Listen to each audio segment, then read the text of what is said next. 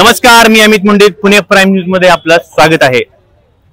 मंडळी, पुनीत बालन यांनी डीजे मुक्त गणेश उत्सव करा अशी मागणी केली होती आणि त्यांच्याकडनं त्या मागणीसाठी जे काही ढोल ताशे जे पथकवाले आहेत तर त्यांच्यासाठी ही गोष्ट खूप महत्त्वाची होती। आणि त्याच गोष्टीनंतर काही दिवसानंतर पुनीत बालन यांच्याकडनं पत्रकार परिषद घेण्यात आली आणि जे काही ढोल पथकाचे जे मंडळी आहेत तर त्याच्यावरती थोडंसं वेळेअभावी ते पथक कमी करा आणि जे मोठमोठे गणपती मंडळ आहेत तर त्यामध्ये 2 ते 3 जे ढोल पथक लावली जातात तर त्याच्यावरती थोडंसं ते कमी करा किंवा जे 3 लावत असतील पथक तर त्याच्यावरती 1 ढोल पथक लावा अशा प्रकारची त्यांनी प्रतिक्रिया दिली होती। एकंदरीतच त्या अनुषंगाने बोलण्यासाठी आपल्यासोबत काही ढोल पथक वादकातील श्री प्रतिष्ठान आहे, त्यांचे कलावंत आपल्या सोबत आहेत।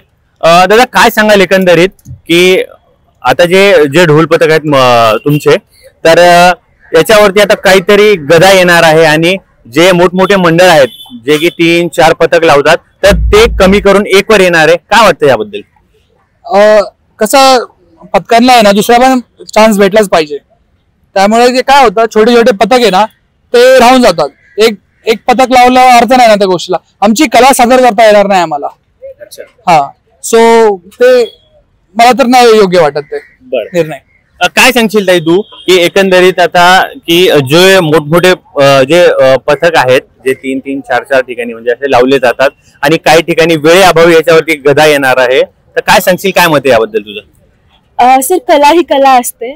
सो ज्यावेळेस तुमच्या म्हणजे प्रतिष्ठित असेल किंवा सुरुवात केलेली असेल एखादी पथक वगैरे, तर मला हे म्हणायचं की प्रत्येकांना समान संधी भेटली पाहिजे। जर तुम्हाला पथक कमी करायचे असतील तर ज्यांना जास्त ऑपॉर्च्युनिटी भेटल्या त्यांना एखाद्या वेळेस तुम्ही साईडला केलात आणि ज्यांना जी पथक नवीन आहे किंवा जे 2-3 वर्षापासून किंवा नवीन पथक आहे किंवा छोटं पथक असेल त्यांना ऑपॉर्च्युनिटी दिली पाहिजे। बिकॉज तुमच्या ओळखनुसार किंवा वशिलानुसार जर तुम्ही मेन पथकांना देत असाल जे त्यांची खूप पोहोच वगैरे खूप जास्त असेल, त्यामुळे कशी होती की ज्यांची जवळ खरी कला आहे त्यांना सादर करताना ही जी तुम्ही रेस्ट्रिक्शन करता तर त्याचा थोडाफार त्यांच्यावरती परिणाम होऊ शकतो। बरं, एकंदरीत आता मला सांगा की तुम्ही आता ज्या वेळेस आता ही ढोल पथकाची तुमची जी तयारी असते एकंदरीत किती दिवसापासून याची तयारी करताय तुम्ही?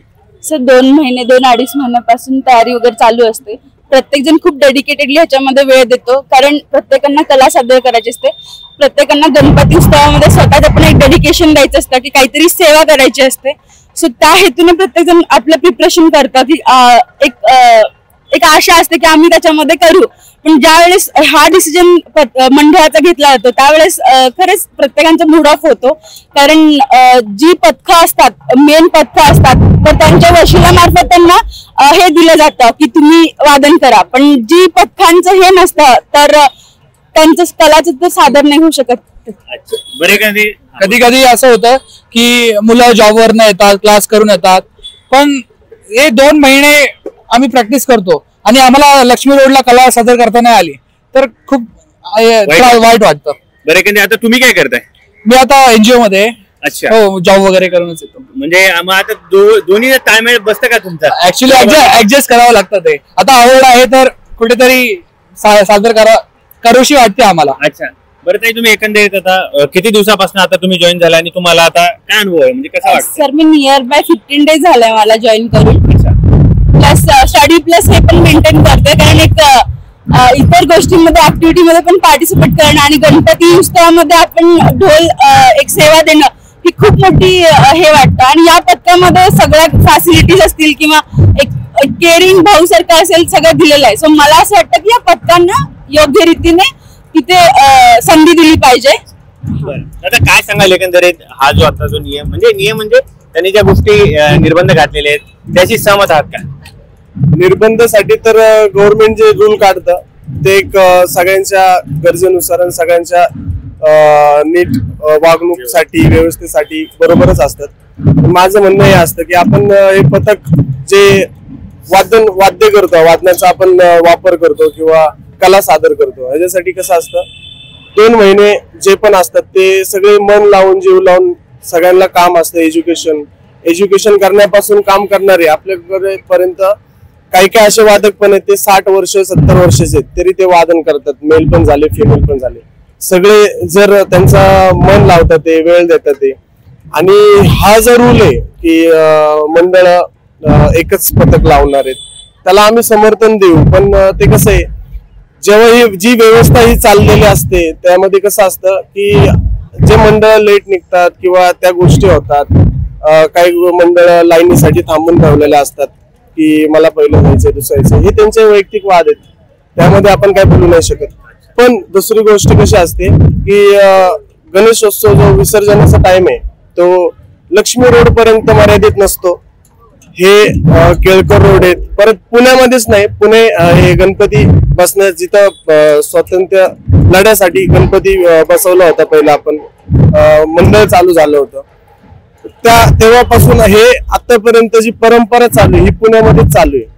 आणि ही परंपरा मुंबईमध्ये पण चालू झालेली आहे बऱ्याच गोष्टी. काय वाटतं तुम्हाला की योग्य आहे का योग्य आहे? ह्याचा डिसिजन आम्ही सांगू नाही शकत की पथकाच्या दृष्टिकोनाने बघितलं, जर कला सादर करण्याच्या दृष्टिकोनाने बघितलं तर आमच्यासाठी हा कुठेतरी चुकीचा निर्णय असू शकतो.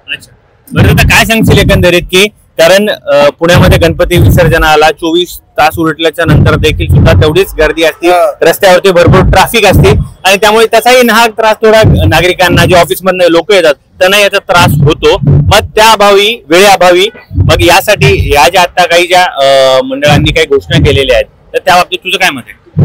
नक्कीच मला सांगू वाटेल की मंडळे खूप आहेत, मंडळे खूप असल्यामुळे तो ट्रॅफिक जाम होतोच आणि 24 तास उलटून गेले तरी पण मिरवणूक चालूच असतात. कुठेतरी पोलिसांचा पण चांगला रोल असतो की ते कुठेतरी आपल्याला वेळेत सगळं करण्याचं काम करतात, पण मंडळीच खूप असल्यामुळं ते ऍडजस्टमेंट होणं थोडं अवघडच आहे. बरे, आता तू कलावंत म्हणून काय सांगशील, या गोष्टीकडे कसं बघशील? एक कला म्हणून मी संस्कृती म्हणून सध्या ढोल ताशाकडे बघतो आणि कुठं तरी ही परंपरा जपण्याचं काम आज प्रत्येक वादकच करतोय, तो मोठा असो या लहान असो. आमच्या पथकामध्ये 60 वर्षापेक्षा मोठाही आहे आणि 15 पेक्षा लहान पण आहे, पण कुठेतरी इथं येऊन कुठेतरी तो फ्रीली होतो, कुठेतरी घरातल्या कुठल्या तर काही सिच्युएशन मधून तो जडपणा येतो, तो कुठेतरी इथे फ्रीली वागतो. तर हा कुठेतरी एक मेडिटेशनचा भाग आहे आणि योग्य म्हणजे व्यवस्थित आपल्याला एक हेल्दी थोडं. साधारणतः दररोज तुम्ही जे प्रॅक्टिस करताय ते किती तास करताय? आम्ही 3 ते 9 वाजेपर्यंत आमची दररोज प्रॅक्टिस असते आणि दररोज अशीच गर्दी असते.